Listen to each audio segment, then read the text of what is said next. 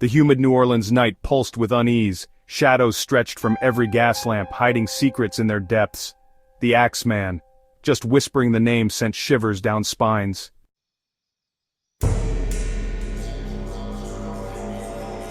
Then, on a morning that dawned as heavy as the nights before it, a letter arrived at the newspaper office. Addressed to the people of New Orleans, its contents sent a fresh wave of terror through the city. The Axeman promised to strike again, and he offered a chilling bargain. On a specific night he would walk the city seeking blood.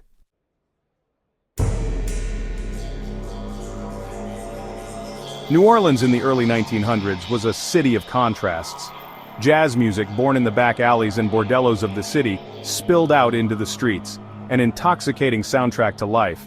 But, beneath the city's glittering surface, darkness lurked, and it was into this world, a city already teetering on the precipice of fear and fascination, that the Axeman stepped.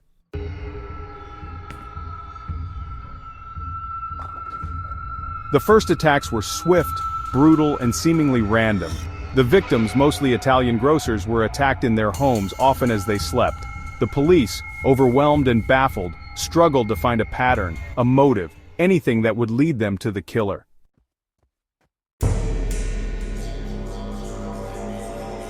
The Axeman's reign of terror had begun. He moved like a phantom, striking without warning, leaving behind a trail of blood and terror. The city, once alive with music and laughter, now trembled in fear.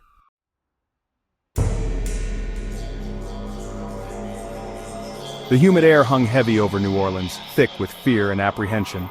Families huddled together behind bolted doors, their homes transformed into prisons of their own making. The police, working tirelessly to solve the case, seemed no closer to catching the elusive killer. The city was holding its breath, waiting, wondering when the Axeman would strike again.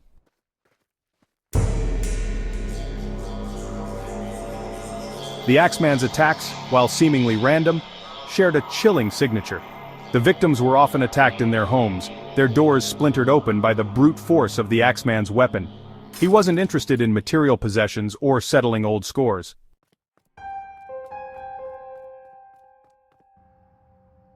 As the body count rose, so too did the paranoia.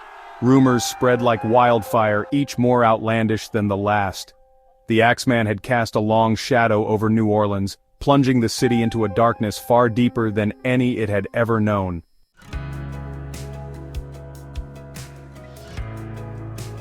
As the city braced itself for the Axeman's next move, a glimmer of hope appeared in the most unexpected form. Detective John D'Antonio, a seasoned investigator, took the lead on the case. He pored over the crime scenes, meticulously searching for any clue, any shred of evidence that would lead him to the Axeman. A pattern emerged, faint but undeniable.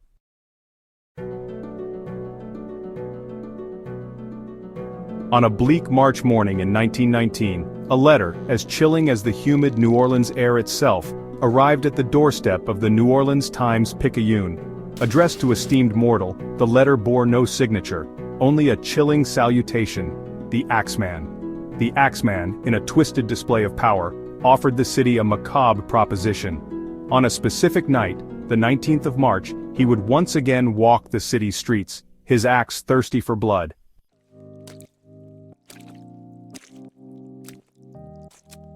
The Axeman's letter, a chilling blend of madness and menace, had the desired effect. But beneath the terror, a spark of defiance flickered.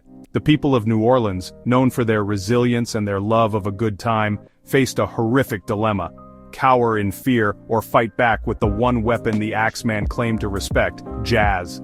The Axeman demanded jazz, and jazz he would get, but not as a sign of submission, but as a defiant roar against the darkness that threatened to engulf them.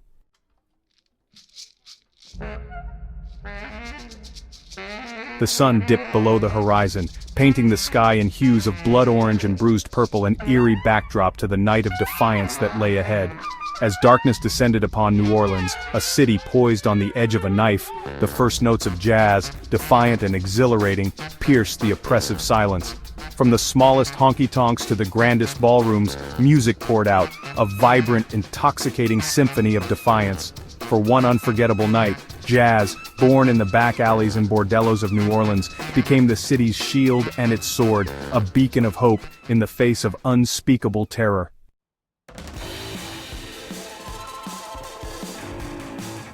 Dawn broke over New Orleans, painting the sky in hues of pale pink and gold, a stark contrast to the darkness that had gripped the city the night before. The music had faded, the echoes of defiance replaced by an unsettling silence. The city held its breath, waiting, hoping that their desperate act of defiance had appeased their tormentor. But the relief, when it came, was short-lived. The Axeman, it seemed, had not honored his own twisted bargain. The newspapers, their front pages splashed with fresh ink, delivered the chilling news: the attacks had continued. The terror, far from being quelled, had only intensified. The Axeman, emboldened by his seeming invincibility, had struck again, his axe falling upon new victims, their blood a gruesome testament to his disregard for the city's desperate plea. Fear, like a noxious gas, seeped back into the streets of New Orleans, choking the air, stealing the breath from its citizens. The city, once defiant, now teetered on the brink of despair. The Axeman, it seemed, was unstoppable, a force of nature as unpredictable and as deadly as a hurricane. The police, their investigation yielding few clues, appeared powerless to stop him. New Orleans, once a city of music and laughter, was now a city living on borrowed time, its fate hanging precariously in the balance.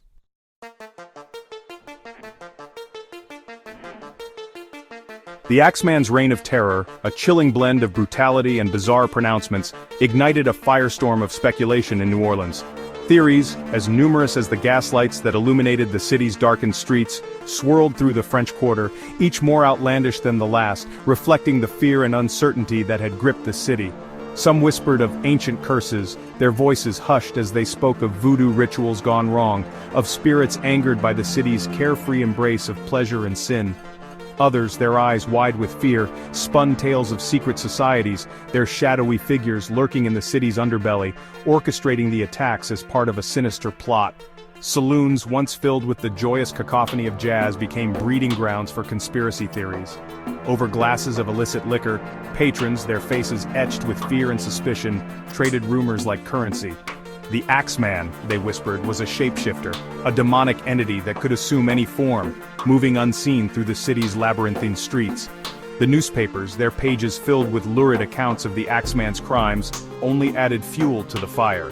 Headlines, bold and sensationalized, screamed of the city's descent into madness, their words a grim echo of the Axeman's own chilling pronouncements. New Orleans, once a haven of music and revelry, had become a city haunted by whispers, its streets echoing with the fear that gnawed at its soul.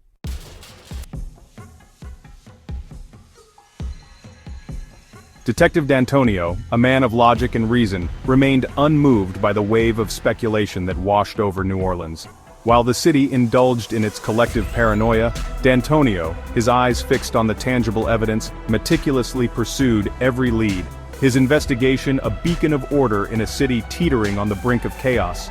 The investigation, like the Axeman's choice of victims, seemed to follow no discernible pattern. D'Antonio, his brow furrowed in concentration, pored over crime scene photographs, his fingers tracing the outline of shattered door frames and blood-soaked carpets, searching for any clue that would lead him to the elusive killer. Suspects, as varied and as numerous as the city's inhabitants, emerged from the shadows, their lives scrutinized under the harsh glare of D'Antonio's investigation. Spurned lovers, their hearts twisted by jealousy and rage, were questioned, their alibis carefully examined. Disgruntled employees, their resentment festering like an open wound, were interrogated, their motives dissected under the weight of D'Antonio's unwavering gaze. Yet, for every promising lead, for every flicker of hope that emerged from the darkness, D'Antonio found himself facing a wall of silence, a labyrinth of dead ends. The Axeman, it seemed, moved like a phantom, his presence felt but never truly seen, his motives as elusive as the fog that rolled in from the Mississippi, shrouding the city in an impenetrable veil of mystery.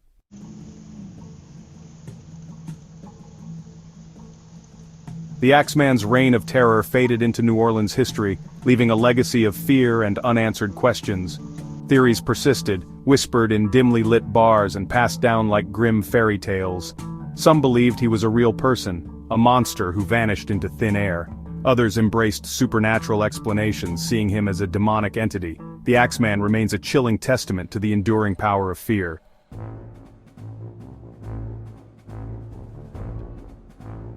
The Axeman's reign of terror eventually faded into the humid New Orleans air, leaving behind a trail of whispers and unanswered questions.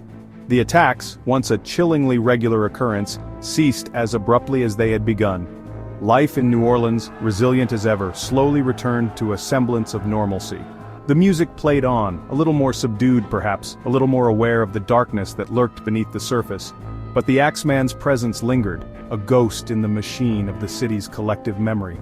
His legend, passed down through generations, became a chilling part of New Orleans folklore, a cautionary tale whispered on humid nights, a reminder that even in the heart of revelry, darkness could lurk.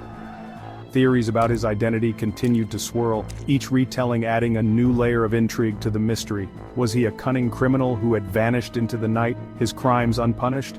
Or was he a product of the city's own anxieties, a boogeyman given life by fear and superstition?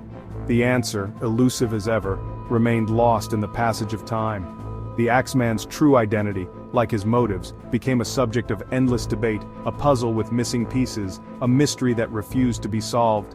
He became a phantom, a whisper in the wind, a chilling reminder that some secrets are destined to remain hidden, their power to fascinate and frighten undiminished by the passage of time. If you're intrigued by the Axeman story, if you're fascinated by unsolved mysteries and the dark side of history, then be sure to like this video and subscribe to Oblivion Unlocked. We explore the shadowy corners of the past, uncovering the hidden truths and unraveling the enigmas that continue to haunt us. Join us as we journey into the heart of darkness, shedding light on the mysteries that have captivated generations. Don't forget to hit the notification bell to stay updated on our latest explorations into the unknown. And if you have any theories about the Axeman's identity or any other mysteries you'd like us to explore, let us know in the comments below. Until next time, keep exploring the shadows.